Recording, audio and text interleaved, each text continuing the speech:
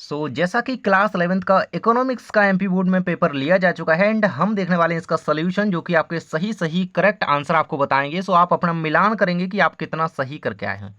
I hope आप बहुत अच्छा करके आए हों एंड अपना ज़रूर से स्कोर बताना ऑब्जेक्टिव्स का कि आप कितना सही करके आए हैं। ठीक है, सभी लोग चैनल को सब्सक्राइब कर लीजिए क्योंकि नेक्स्ट पेपर इंग्लिश का है और इंग्लिश में कोई भी आपको यहाँ पे रिस्क नहीं लेने का है। भिड़ू सारे क्वेश्चन के आंसर तैयारी के साथ बिल्कुल आपको मिलने वाले हैं।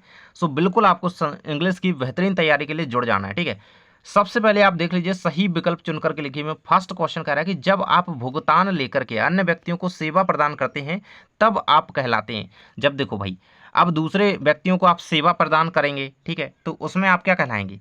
उसमें आप कहलाएंगे यहाँ पे कर्मचारी। ठीक है, आप भुगतान ले रहे हैं भाई, आप पैसा ले रहे हैं उनसे और उनका काम कर रहे हैं, तो आप उसमें कर्मचारी ही ना कहलाएंगे। ठीक है, और जो आपसे काम करा है वो भुगता हो सकता है, तो आप कर्मचारी, इसका करेक्ट आंसर है एम्प्लॉय हो जाएगा, कर्मचारी। फर्स्ट का आंसर एम्प्लॉय यानी कि कर्मचारी। नेक्स्ट है परास का अर्थ क्या है?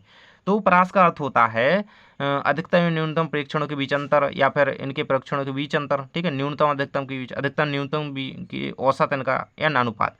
अधिकतम एवं न्यूनतम परीक्षणों के बीच अंतर यानी कि difference between the largest and the smallest observation. ये आपका करेक्ट आंसर था फर्स्ट नंबर, सेकंड के मतलब फर्स्ट के सेकंड का। तो ऑप्शन नंबर आपका करेक्ट आंसर हो जाएगा, जो कि है इनके बीच अंतर। ठीक है, आपका लार्जेस्ट एंड स्मॉलेस्ट जो ऑब्जर्वेशन होते हैं इनके बीच का डिफरेंस है, अंतर। ठीक है, नेक्स्ट कह रहा है कि निम्न आंकड़े दिए गए आपको 1 3 5 7 6 8 4। ठीक है, इनका माध्य का मूल्य होगा। ठीक है, इनका माध्य का मूल्य हमारा हो जाएगा 5। ठीक है, और ये 5 इसका करेक्ट आंसर हो जाएगा, डी नंबर ऑप्शन। ठीक है, नेक्स्ट दिया गया है कि उपभोक्ता कीमत सूचकांक किस परिवर्तन को मापता है? उपभोक्ता कीमत सूचकांक खुदरा कीमत को मापता है, आ नंबर ऑप्शन का करेक्ट आंसर हो जाएगा। नेक्स्ट कह रहा है खुदरा कीमत मतलब यार खुदरा रिटेल, हाँ रिटेल प्राइस। ठीक है, रिटेल प्राइस ये आंसर हो जाएगा। नेक्स्ट कह रहा है कि प्राथमिक क्षेत्र में शामिल है। प्राथमिक क्षेत्र में खनन, उत्खनन, विनिर्माण, व्यापार और सेवाएं। देखो प्राथमिक क्षेत्र में कृषि से संबंधित क्रियाएं आती हैं, है ना, ऐसी क्रियाएं आती हैं जो कि बहुत ही अंतरहीन क्रियाएं। ये आपका यहाँ पे माइनिंग हो जाएगा। ठीक है, माइनिंग, उत्खनन। ठीक है, खनन उत्खनन। नेक्स्ट है आपका ग्रेट लीप फॉरवर्ड अभियान किस देश में प्रारंभ किया गया? भाई ये चाइना वाले ही कर सकते हैं, चाइना आपका करेक्ट आंसर हो जाएगा। ठीक है, ग्रेट लीप फॉरवर्ड अभियान। ठीक है, नेक्स्ट हम बढ़ते हैं आगे। भाई कह रहा है कि रिक्त स्थान की पूर्ति कीजिए। आपको कुछ आंकड़े दिए गए हैं, इनका समांतर माध्य आपको बताना होगा। इसका समांतर माध्य आपका हो जाएगा 56.2। फर्स्ट का आंसर हो जाएगा यहाँ पे 55.6 नहीं भाई, 56.2 इसका करेक्ट आंसर हो जाएगा। कह रहा है कि सब सह संबंध का गुणांक मान खालिस्तान तथा खालिस्तान के बीच होता है। ठीक है, तो इसका मान -1 तथा +1। ठीक है, प्लस बना भाई, +1 के बीच हो सकता है। ठीक है, नेक्स्ट कह रहा है कि वस्तु एवं सेवा कर सन खालिस्तान में लागू किया गया। वस्तु एवं सेवा कर बोले तो जीएसटी। भाई जीएसटी सभी को पता है यार। सन पूछी गई तो 2017 लिख सकते थे, अगर डेट होती तो 1 जुलाई 2017। ठीक है, 1 जुलाई 2017 में लागू किया गया था। राष्ट्रीय कृषि और ग्रामीण विकास बैंक की स्थापना सन खालिस्तान में की गई। नाबार्ड की स्थापना यानी कि, ठीक है, राष्ट्रीय कृषि और ग्रामीण विकास बैंक। ठीक है, नाबार्ड, NABARD लिखते हैं जिसको हम।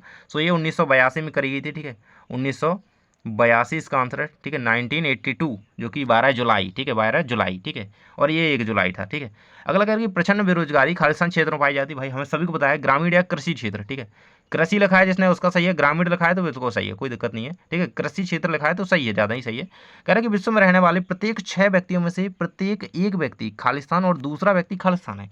तो प्रत्येक मतलब देखो यार, विश्व में रहने वाले प्रत्येक 6 में से एक व्यक्ति क्या है भाई? भारतीय है। ठीक है, और दूसरा व्यक्ति चाइनीज़ हो सकता है और दूसरा व्यक्ति भारतीय, यहाँ पे लिखोगे आप भारतीय। ठीक है, और यहाँ पे चाइनीज़ हो सकता था, है ना, या फिर भारतीय ही, इसमें थोड़ा डाउट है, बट यहाँ पे भारतीय ही होगा। ठीक है, फर्स्ट में भारतीय ही भरेंगे आप। ठीक है, ये जनसंख्या के अनुमानों के अनुसार आप बता सकते हैं इसको। ये रहेगा। नेक्स्ट हम सत्य की ओर बढ़ते हैं। फर्स्ट क्वेश्चन कह रहा है कि सांख्यिकी केवल मात्रात्मक आंकड़ों का अध्ययन करती है। सांख्यिकी केवल मात्रात्मक अध्ययनों का गणन तो नहीं यार, ये गुणात्मक आंकड़ों का भी अध्ययन करती है। ठीक है, ये गलत हो जाएगा, यहाँ पे केवल मात्रात्मक कहा गया है तो ये गलत हो जाएगा। नेक्स्ट है दंड आरेख के दंडों की चौड़ाई एक समान होना जरूरी नहीं है। ये बिल्कुल गलत है यार, क्योंकि दंडों की जो चौड़ाई है समान होनी ही जरूरी है, होनी ही चाहिए। ठीक है, कह रहा है कि मध्यिका चरम परीक्षणों द्वारा अनुचित रूप से प्रभावित होती है। गलत हो जाएगा, क्योंकि चरम जो मान होते हैं ना, इनके मध्य ठीक है, इनके माध्य प्रभावित होते हैं, मध्यिका नहीं। ठीक है, तो ये यहाँ पे मध्यिका की बात करी गई है। माध्यिका में क्या कह रहा है, चरम प्रेक्षण द्वारा अनुचय से प्रभावित हो जाएगी, तो माध्यिका नहीं होती है, माध्य प्रभावित होते हैं, तो ये गलत हो जाएगा। अगला कह रहा है कि प्रकीर्ण आरेख दो चरों के बीच संबंध के स्वरूप का दृश्य प्रस्तुत करता है। प्रकीर्ण आरेख की बात कर रहा है और दो चरों के बीच संबंध का आरेख जो है दृश्य प्रस्तुत करेगा, तो बिल्कुल करेगा, सत्य हो जाएगा। नेक्स्ट आपका अनियत मजदूरी कार्य पुरुषों और महिलाओं के लिए रोजगार का दूसरा प्रमुख स्रोत नहीं है या है।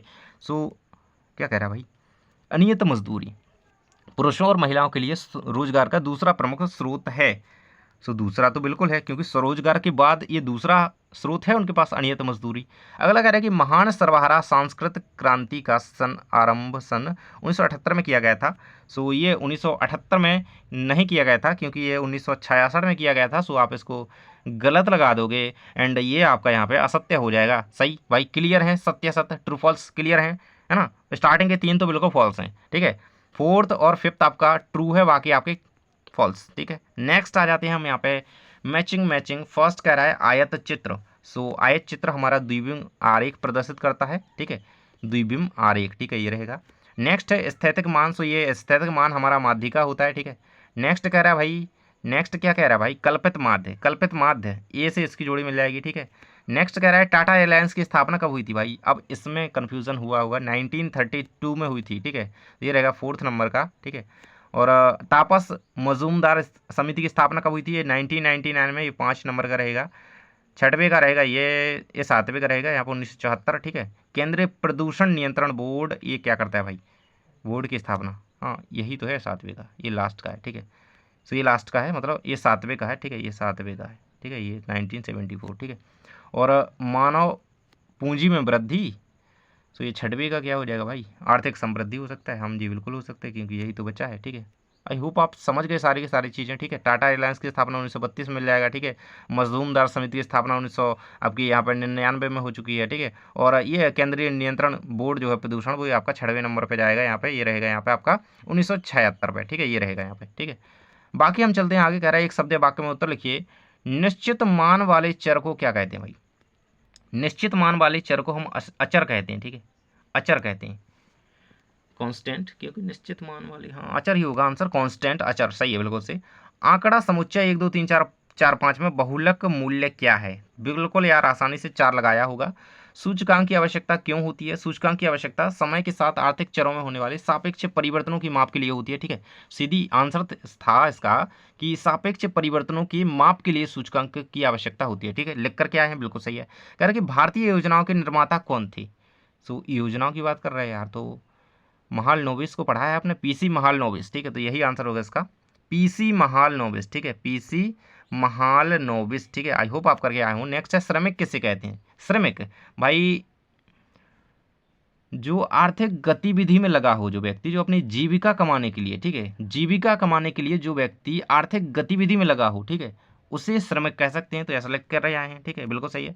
वैश्विक उष्णता का अर्थ लिखिए। वैश्विक उष्णता भाई क्या है, सो उष्णता मतलब गर्मी। ठीक है, यानी कि ग्लोबल वार्मिंग है यार, हिंदी में मैंने यार ध्यान नहीं दिया, ये ग्लोबल वार्मिंग ही तो कह रहा है। आप सभी को पता है यार कि वैश्विक उष्णता होती क्या है, कि देखो पृथ्वी का जो वातावरण है, उसके वातावरण में निरंतर क्या हो रही है, वृद्धि हो रही है, और यही वृद्धि तापमानिक वृद्धि क्या है, तापमानिक उष्णता।